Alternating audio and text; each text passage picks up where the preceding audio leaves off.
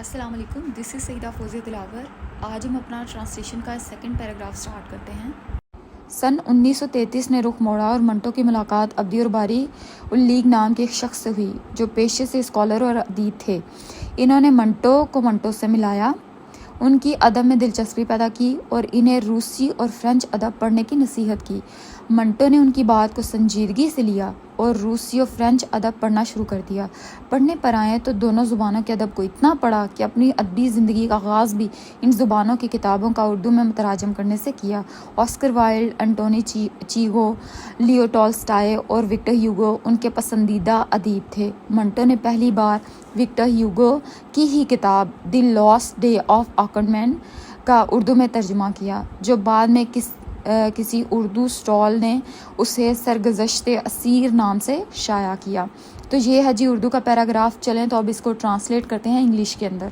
जी तो ट्रांसलेट करते हैं इसको इंग्लिश में अब। इन 1933 life took a turn and Manto encountered a person named Abdul Bari ul-Lig, who was a scholar and literary person by profession।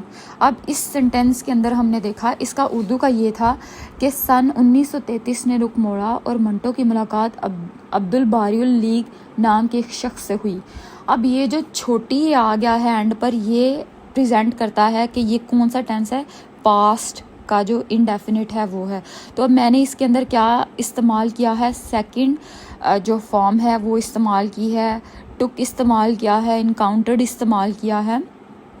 फिर उसके बाद मैंने who was a scholar and literary person by profession, तो was word का इस्तेमाल किया है जो कि पास्ट टेंस के अंदर आता है।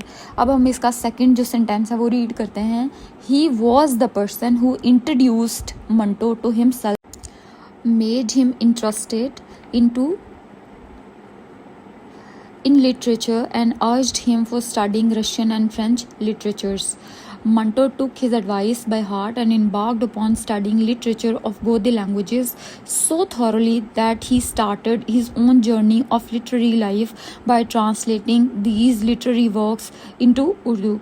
Oscar Wilde, Anthony Chigo, Leo Tolstoy and Victor Hugo were his favorite writers. For the very first time, Manto translated the very book of Hugo, The Last Day of Ockerman Man, into Urdu, which later on was published by an Urdu bookstall by the name Sarguzashte Aseer. तो ये थी हमारी translation. तो चलें थोड़ा सा review कर लेते हैं। तो यहाँ पे जो है तो बहुत ही आसान पास्ट टेंस का इस्तेमाल किया गया है, वॉज वर्ड का इस्तेमाल किया गया है। आपने एस और एस का जो है वो ख्याल रखना है कि कहाँ पे एस लगेगा और कहाँ पे जो है वो आपका एस और एस नहीं लगेगा। मतलब आपने सिंगुलर प्लूरल नाउन्स का ख्याल रखना है, आपने वॉज वर्ड का ख्याल रखना है। अगर आपका सिंगुलर जो नाउन है तो उसके साथ आप वॉज लगाएंगे और अगर प्लूरल है तो उसके साथ जो है वो वर आएगा। उसके बाद जो आपने आपके जो स्पेसिफिक नाउन्स हैं, जैसे ऑस्कर वाइल्ड है, एंटोनी शीगो है, आपने इनके स्टार्ट जो कैपिटल लेटर्स के साथ इनको स्टार्ट करना है, इनके नेम्स। और आपने ये बहुत ख्याल रखना है जो आर्टिकल है, दी का इस्तेमाल है और ए का इस्तेमाल है, वो आपने बहुत ही ध्यान से करना है।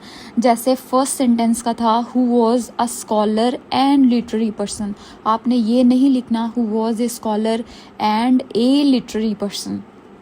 ठीक है, who was a scholar and literary person same he person है जो कि स्कॉलर भी है और लिटरेचर के साथ भी उसका ताल्लुक है। ठीक है, और उसके बाद हमारे पास जो है वो बाय हार्ट का इस्तेमाल करना है। यहाँ पे आपने third form of the verb का इस्तेमाल करना है, आपने वॉज वर्ड का इस्तेमाल करना है, आपने जो पंक्चुएशन मार्क्स हैं उनका बहुत ही ध्यान से इस्तेमाल करना है। तो यही है इस पैराग्राफ के अंदर। तो